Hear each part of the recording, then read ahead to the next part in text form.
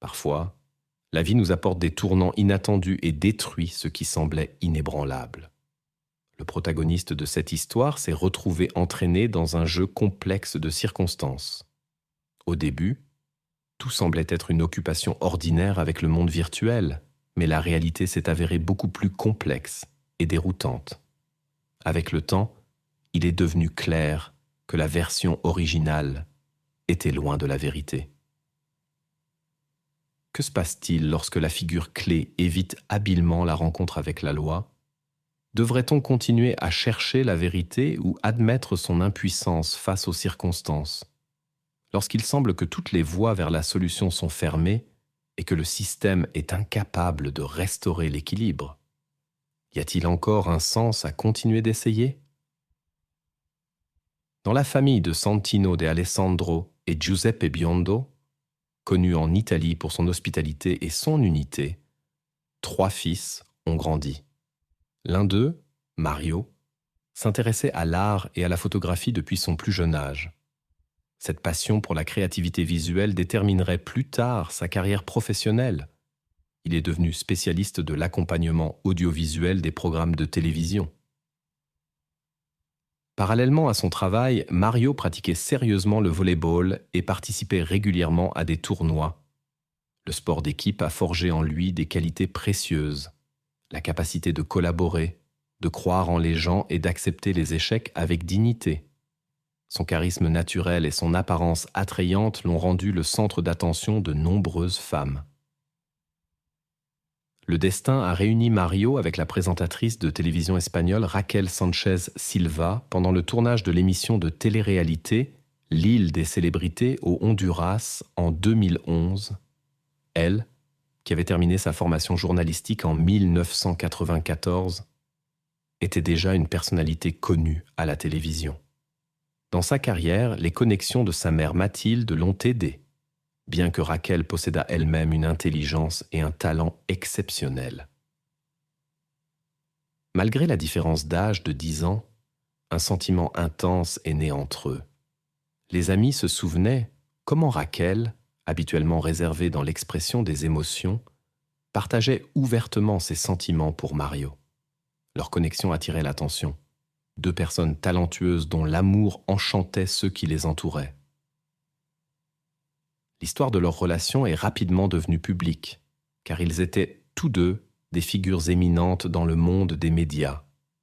En juin 2012, leur mariage a eu lieu en Sicile, une magnifique célébration dans la meilleure tradition italienne. Les festivités ont duré plusieurs jours, remplies de musique, de danse et de joie. Selon les traditions locales, une cérémonie aussi splendide devait garantir une longue vie heureuse aux nouveaux mariés. Cependant, le destin a préparé un tournant inattendu pour ce couple 1 an après le mariage. L'histoire de ce couple a commencé par une dispute ordinaire le mercredi 29 mai 2013. Mario et Raquel, qui vivaient ensemble depuis presque 1 an dans un appartement à Madrid, se sont rapidement réconciliés. Le soir, vers 20h30, Raquel, comme prévu à l'avance, est partie pour sa ville natale de Plasencia. Le couple s'est dit au revoir affectueusement dans le garage. Après le départ de sa femme, Mario a passé 3 appels importants. Le premier était destiné à sa sœur Emmanuelle en Sicile. Pendant la conversation, il a partagé des plans ambitieux. Un nouveau projet de télévision, de futurs voyages autour du monde avec sa femme et la création d'un blog de voyage. Les 2 autres appels étaient probablement liés à l'acquisition de certaines préparations auprès d'un vendeur local. Vers 10h du soir, les caméras ont enregistré Mario retirant 110 € au distributeur automatique le plus proche. Curieusement, cet argent n'a pas été retrouvé plus tard dans l'appartement. 1 heure plus tard, une voisine l'a remarqué à l'entrée du complexe résidentiel. L'homme habituellement amical lui a paru inhabituellement pensif et distant, bien qu'elle n'ait vu aucune raison évidente de s'inquiéter.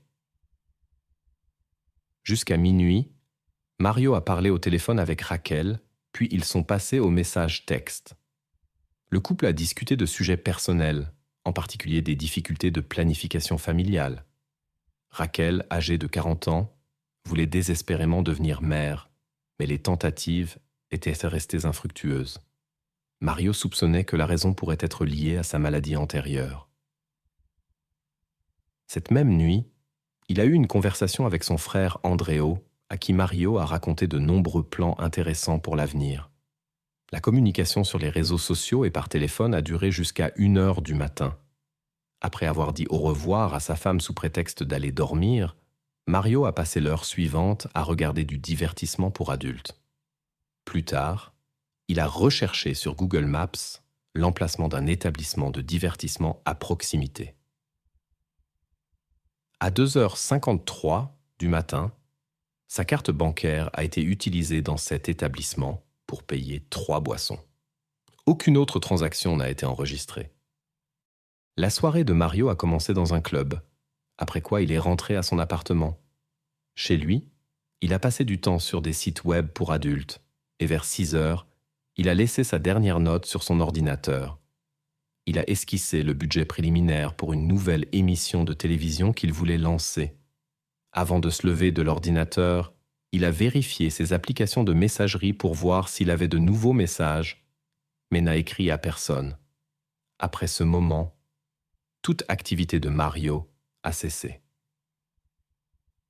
Quand le lendemain matin est arrivé, personne ne pouvait le joindre, ni sa famille, ni son épouse. Les proches ont supposé qu'il se reposait du travail acharné ou qu'il était plongé dans le développement de nouveaux projets dont il avait récemment parlé. C'est pourquoi ils ne l'ont pas dérangé. À ce moment-là, personne n'était particulièrement inquiet. La situation a changé vers 3h30 lorsque Raquel, son épouse, a reçu un appel du lieu de travail de Mario. Le producteur s'est enquis de l'endroit où se trouvait Mario. Il s'est avéré qu'il n'était pas venu pour le tournage prévu. C'était totalement atypique de sa part, particulièrement compte tenu du fait que ce jour-là, une émission de cuisine devait être tournée, l'un de ses projets préférés. Mario abordait toujours son travail avec une responsabilité et un dévouement particuliers. Il n'aurait jamais abandonné l'équipe comme ça et mis en danger le processus de tournage. Toutes les tentatives pour le joindre par téléphone ou médias sociaux sont restées vaines. Raquel inquiète a décidé d'appeler leur femme de ménage, Wilma. L'épouse lui a demandé de vérifier l'appartement et de s'assurer que tout était en ordre. Vers 5h du soir, la femme de ménage est arrivée sur place, tout en maintenant un contact téléphonique avec Raquel. Lorsqu'elle a ouvert la porte de l'appartement, elle a poussé un cri perçant en se trouvant face à une vue inattendue. Quand Wilma a constaté que quelque chose d'irréversible était arrivé à Mario, elle s'est immédiatement enfuie de l'appartement. Elle a arrêté une voiture de patrouille qui passait et a signalé l'incident. Des forces supplémentaires sont arrivées sur les lieux dans les 10 minutes. Dans l'appartement, Mario, âgé de 31 ans, a été trouvé dans une position inhabituelle. Il portait un pyjama et autour de son cou se trouvait un foulard, dont l'autre extrémité était attachée à une étagère dans le salon. L'examen initial de la scène suggérait qu'il pourrait s'agir d'un acte autonome de Mario. L'inspection des lieux a révélé que toutes les voies d'accès étaient intactes. Aucun signe d'intrusion n'était visible ni sur les portes, ni sur les fenêtres. L'examen détaillé de la scène n'a révélé aucun signe de désordre. Sur les jambes de Mario, seules quelques blessures mineures ont été constatées, qui ne ressemblaient pas à des marques de défense. Ces détails ont conduit les enquêteurs à la version initiale. L'épouse de Mario, une femme au foyer de 40 ans, a terminé son travail à la réception de la nouvelle et est rentrée chez elle. Lors de la conversation avec les enquêteurs, elle a partagé des détails de leur vie privée et mentionné certaines préférences de son mari. Cette information a intéressé les enquêteurs et ils ont commencé à envisager la version d'un accident. Bien qu'il n'y ait pas eu de raisons évidentes de douter, l'enquête s'est poursuivie. Raquel a insisté pour une crémation rapide, mais a essuyé un refus. Les experts ont demandé du temps supplémentaire pour tous les examens nécessaires. Le 1er juin 2013, Les proches de Mario se sont adressés aux enquêteurs avec des informations importantes. La famille s'est fermement opposée à la version initiale. Selon leur dire, Mario était plein d'enthousiasme, faisait de grands plans d'avenir et était fier de ses réalisations. Sa vie se déroulait parfaitement et il n'y avait aucune raison de désespérer.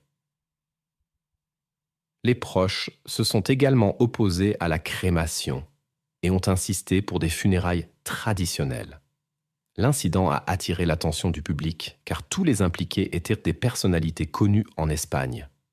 Raquel a publié un message sur les réseaux sociaux décrivant son mari comme une personne joyeuse et déterminée, mais a suggéré de possibles problèmes cachés.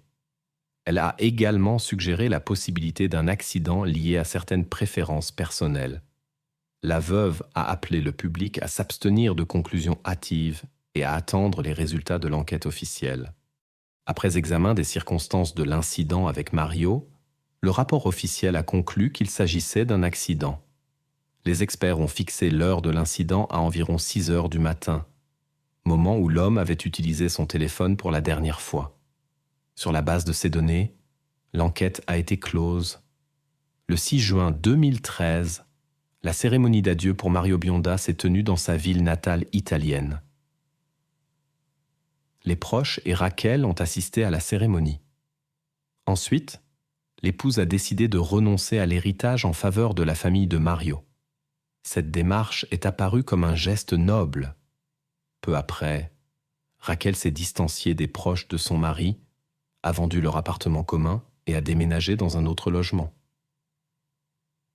Il est remarquable que la femme ait elle-même présenté sa démission à la chaîne de télévision.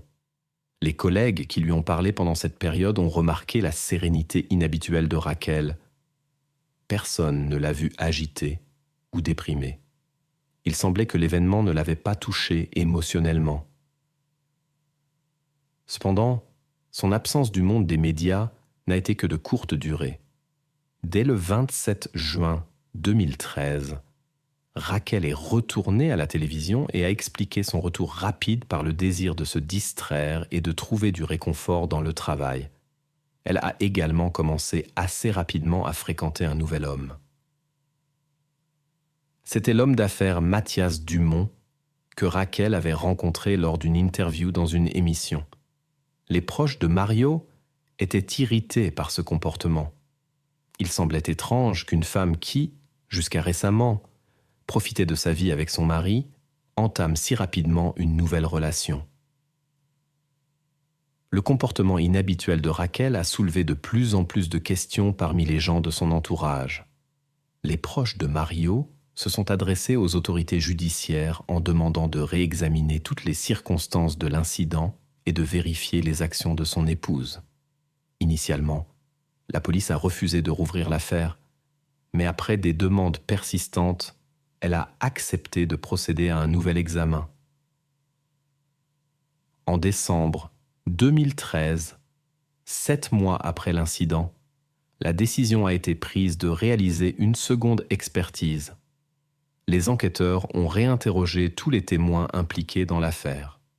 La famille de Mario a également fait appel à 2 experts indépendants, car ils soupçonnaient que le rapport initial pouvait contenir des erreurs.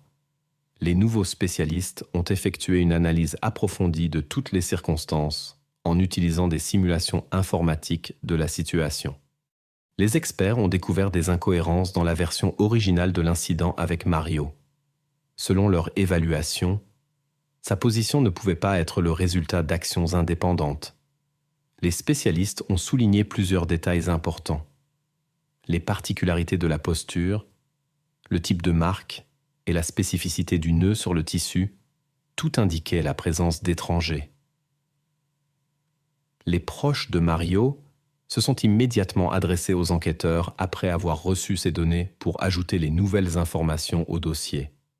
Les enquêteurs ont examiné le matériel présenté et révisé leurs conclusions initiales. L'affaire a reçu un nouveau souffle et a pris une direction différente. L'enquête a pris un tournant complètement nouveau, bien que le temps écoulé depuis l'incident ait considérablement compliqué le travail des enquêteurs. De nombreux détails importants n'étaient plus disponibles. Le public a suivi attentivement l'évolution des événements et a exigé l'éclaircissement de toutes les circonstances de l'incident avec Mario. Dans son Italie natale, les autorités locales ont lancé une enquête parallèle sous l'influence de la famille, s'appuyant sur les rapports d'experts indépendants. Les enquêteurs italiens ont visité l'Espagne à plusieurs reprises, mené des enquêtes supplémentaires et parlé avec l'entourage de Mario. Son épouse a particulièrement attiré l'attention. Des contradictions ont été découvertes dans ses récits.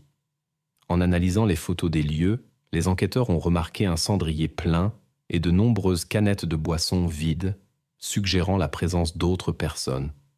Cependant, ces preuves potentielles n'ont pas été correctement examinées. Aucune note expliquant l'incident n'a été trouvée. Les enquêteurs italiens ont découvert qu'une quantité considérable de données avait été effacée de l'ordinateur de Mario, près de 1000 gigaoctets, mais la récupération des informations a échoué en raison des restrictions imposées par les collègues espagnols. La mère de Mario a suggéré que sa femme aurait pu effacer des documents compromettants qu'il avait découverts peu avant l'incident. La famille soupçonnait que la visite de Mario dans certains établissements et sites web cette nuit-là n'était pas une coïncidence. Il y cherchait probablement sa femme. Il a probablement découvert quelque chose d'important qui aurait pu influencer les événements ultérieurs. Il s'est avéré que l'accès à l'ordinateur de Mario avait été modifié après l'incident et que quelqu'un avait ensuite effacé des fichiers. Il est notable que cela se soit produit pendant la cérémonie d'adieu. Un détail intéressant, le frère de Raquel, un spécialiste talentueux en informatique, n'était pas présent à la cérémonie et aurait théoriquement pu effectuer ses actions à la demande de sa sœur. En mai 2014, le public a de nouveau manifesté de l'intérêt pour l'histoire de Raquel. Les gens de la télévision lui ont proposé de participer à une émission sur les événements avec son premier mari, mais elle a catégoriquement refusé cette offre et a refusé de faire des commentaires. Cependant, en septembre de la même année, elle a dû rencontrer des représentants de la presse. Les événements ont pris un tournant inattendu lorsque Raquel a signalé être persécutée par la mère de son premier mari. En réponse, la famille de Mario Bionda l'a accusée de mentir et d'être impliquée dans les événements concernant leur fils. Malgré toutes les accusations, il n'y avait pas de preuves concluantes contre Raquel et elle a continué à rejeter tous les soupçons. Pendant ce temps, la vie de Raquel suivait son cours. En septembre 2015, elle a fondé une nouvelle famille et peu après une thérapie hormonale, elle a eu des jumeaux. Il est remarquable qu'il se soit avéré plus tard que les difficultés de conception venaient d'elle et non de Mario. Le père des petits était un entrepreneur prospère qu'elle avait rencontré pendant son travail à la télévision. Pendant que Raquel construisait sa nouvelle vie, la mère de Mario persistait à chercher la vérité. Dans un accès de désespoir, elle a publié les documents de l'enquête policière, y compris les photos de la scène de crime. Les images montraient des incohérences avec les conclusions initiales des enquêteurs, qui voulaient apparemment clore rapidement l'affaire. La position des jambes de Mario semblait particulièrement étrange. Contrairement à la description officielle d'une position semi-fléchie, elles étaient tendues et touchèrent le sol. Cette information a choqué le public et a forcé les enquêteurs critiqués à rouvrir l'enquête. D'ici 2016, la situation s'est transformée en procédure judiciaire. Un nouveau rapport d'experts de l'État a confirmé la version originale des actions indépendantes de Mario. À l'issue du procès, Raquel est sortie victorieuse. Le tribunal a ordonné à la mère de Mario de payer 3 000 € de dommages et intérêts pour préjudice moral et lui a imposé 8 jours d'assignation à résidence. L'histoire a continué d'être accompagnée de rumeurs et d'être activement discutée dans les médias. Le discours télévisé a présenté une version inattendue des événements. Mario aurait pris la décision fatidique lui-même.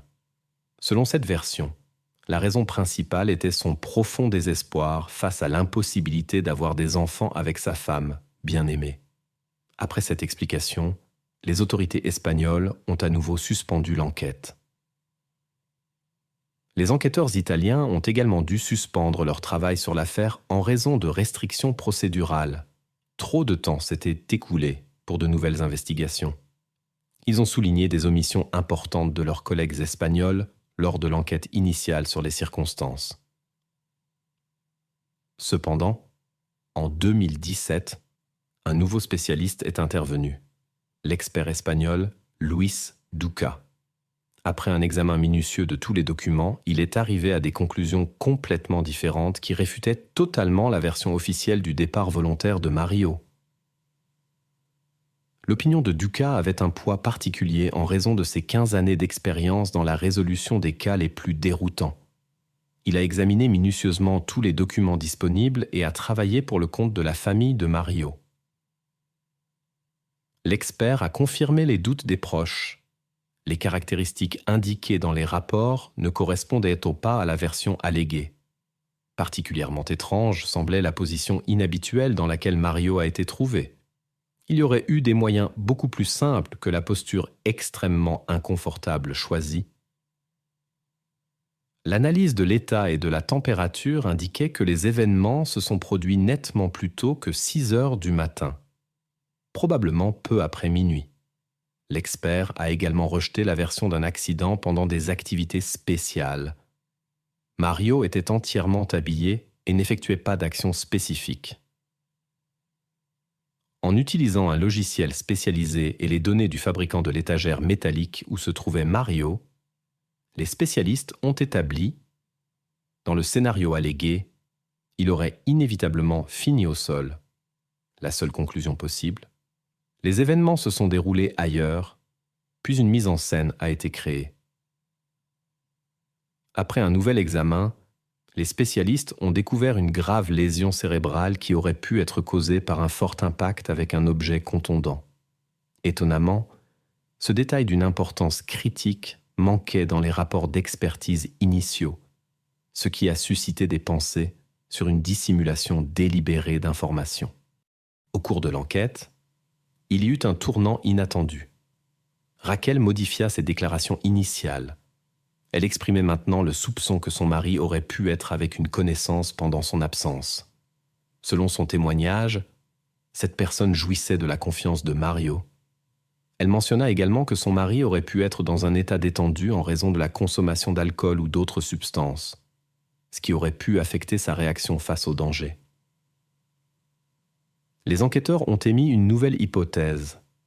Une connaissance de Mario aurait pu être dans sa maison. Selon cette version, le visiteur a surpris le maître de maison.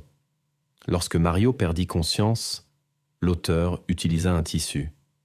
L'absence de traces de lutte s'expliquait par la soudaineté de l'incident. Ensuite, tout fut mis en scène comme un scénario différent. Cette version expliquait pourquoi aucune trace d'effraction n'avait été trouvée dans l'appartement. En octobre 2018, l'auteur italien Paolo Gentili présenta un livre sur le destin du bon gars Mario Biondo. Le matériel fut créé avec la participation de la mère du caméraman qui cherchait inlassablement la vérité sur ce qui était arrivé à son fils. Le livre présentait Raquel Sanchez Silva sous un jour défavorable et la décrivait comme une personne peu sincère. Après la publication, le 5 novembre 2018, les autorités italiennes autorisèrent une 3e enquête. Des spécialistes de l'Institut anatomique de la Polyclinique de Palerme furent chargés de la mener. Des radiographies et des tomodensitométries furent réalisées. Le processus fut supervisé par des experts indépendants invités par la famille de Mario. L'année 2019 fut marquée par le dépôt d'une plainte officielle des parents contre le médecin légiste qui avait travaillé sur place en 2013. L'enquête révéla de graves violations dans son travail. En mai 2020, non seulement il fut sanctionné, mais aussi le médecin et l'assistant qui avaient effectué l'examen. l'affaire Mario reçut de nouvelles impulsions. De nombreux spécialistes de différents domaines de la criminologie et de la médecine furent impliqués. Cependant, un problème sérieux survint. De nombreuses preuves et matériaux originaux perdirent leur crédibilité et certains détails importants furent perdus en raison de la suspension de l'enquête. La révélation de manipulation de documents suscita une résonance particulière. Il s'avéra que le parquet avait modifié des fichiers PDF contenant des preuves, correspondances sur les réseaux sociaux et historiques de navigation. Cette découverte réfuta les affirmations initiales de la police selon lesquelles Mario aurait visité certains sites web et communiqué avec des personnes douteuses cette nuit-là. Une vérification approfondie des connexions réseau révéla une découverte inattendue. 2 appareils étaient dos connectés au Wi-Fi domestique cette nuit-là, alors qu'on supposait que Mario était seul. L'enquête a révélé d'intéressantes incohérences. Personne n'a pu confirmer que Mario avait réellement quitté son appartement ce soir-là. Les seuls signes de ses supposés déplacements étaient par des transactions avec sa carte bancaire, d'abord au distributeur automatique, puis dans un club. Cependant, une question logique se posait. Était-ce vraiment lui ? L'impression était que quelqu'un avait délibérément utilisé sa carte pour nuire à la réputation de Mario, le présentant comme un amateur de plaisir douteux. Seules des boissons ont été payées dans le club. Aucun service supplémentaire de l'établissement n'a été utilisé. Malheureusement, les enregistrements des distributeurs automatiques et des caméras de surveillance de rue n'ont pas été conservés au fil des années. Le mystère demeurait. Pourquoi une personne connue, constamment sous les projecteurs, visiterait-elle un tel établissement et paierait-elle avec sa carte plutôt qu'en espèces ? L'examen médical n'a trouvé qu'une faible quantité d'alcool dans l'organisme de Mario. Même la voisine, qui était initialement certaine d'avoir vu Mario ce soir-là, a plus tard douté de ses déclarations. Il s'est avéré qu'il avait prévu une balade à moto pour le lendemain et avait vérifié la météo. Ses plans ne correspondaient là pas à la version de ce qui s'est passé ensuite. Le serveur du restaurant en face de la maison a raconté quelque chose d'étonnant. Dès le petit matin, les clients discutaient de l'incident et voyaient la police et les ambulanciers devant la maison. Mais comment était-ce possible si la gouvernante n'avait découvert Mario qu'après 16 heures ? L'enquête a été entravée par plusieurs facteurs. La plupart des preuves avaient perdu leur actualité en raison du temps écoulé. Il était impossible de reconstituer la séquence exacte des événements. Et le travail initial des enquêteurs contenait tellement de violations de protocole que les documents ont dû être recueillis à nouveau. En août 2022, le tribunal espagnol a décidé de classer l'affaire faute de preuves. Mais la famille de Mario n'a pas abandonné. Grâce à leur persévérance, l'affaire a été reclassée et rouverte en mars 2023. Les parents sont retournés en Espagne pour clarifier les circonstances et prouver l'implication de l'ex-épouse dans l'incident avec Mario. Selon eux, elle seule pouvait être impliquée. Ces dernières semaines, les époux avaient eu de sérieux conflits en raison de problèmes de grossesse. Un divorce se profilait. On soupçonnait que l'épouse ne voulait pas partager les biens. De plus, Mario avait découvert un secret à son sujet, ce qui pouvait aussi être une source de conflit. C'est précisément l'épouse qui a insisté sur une incinération immédiate, comme si elle voulait cacher quelque chose. Seule elle et la vieille gouvernante avaient les clés de l'appartement, mais personne ne croyait à l'implication de cette dernière. Les parents étaient certains. Mario n'aurait invité personne au milieu de la nuit car il devait se lever tôt le lendemain matin. Selon les proches de Mario, Raquel, avec son esprit vif, avait pensé à chaque détail. Elle s'est assuré un alibi en voyageant dans une autre ville et a tout organisé via des connaissances à Linz pour donner l'apparence d'un incident aléatoire. Elle a essayé de nuire à la réputation de son mari avec des histoires sur sa préférence pour les plaisirs douteux et les visites d'établissements particuliers, bien qu'il soit apparu plus tard qu'elle-même montrait de l'intérêt pour de telles activités. la famille de Mario trouve suspecte la façon dont elle a délibérément introduit des informations falsifiées dans les dossiers de l'affaire. Son déménagement précipité de l'appartement semblait comme si elle voulait cacher quelque chose en se débarrassant de la propriété. Et sa renonciation à l'héritage, qui semblait être un geste noble, s'est en réalité avérée être une décision calculée. Mario avait plus de dettes que de patrimoine, en plus d'un impôt successoral élevé à payer. C'est pourquoi elle a simplement décidé de ne pas assumer ses obligations. Particulièrement remarquable fut son apparition à la cérémonie d'adieu. Raquel est arrivée avec des assistants personnels qui dirigeaient chacun de ses mouvements, quand apparaître, comment s'approcher, où se tenir pour des prises avantageuses. Elle a même demandé aux proches de Mario de lui accorder un moment seul sur le lieu d'adieu, soi-disant pour un moment personnel, mais en réalité, pour une séance photo. Les proches ont également été surpris par sa demande de ne pas permettre à Christian, le neveu de Mario, d'assister à la cérémonie. Elle a justifié cela par le souci pour la psyché de l'adolescent, mais il s'est avéré plus tard que Raquel avait conclu un contrat avec des journalistes pour des photos exclusives et la présence du garçon aurait pu perturber les prises de vue mises en scène.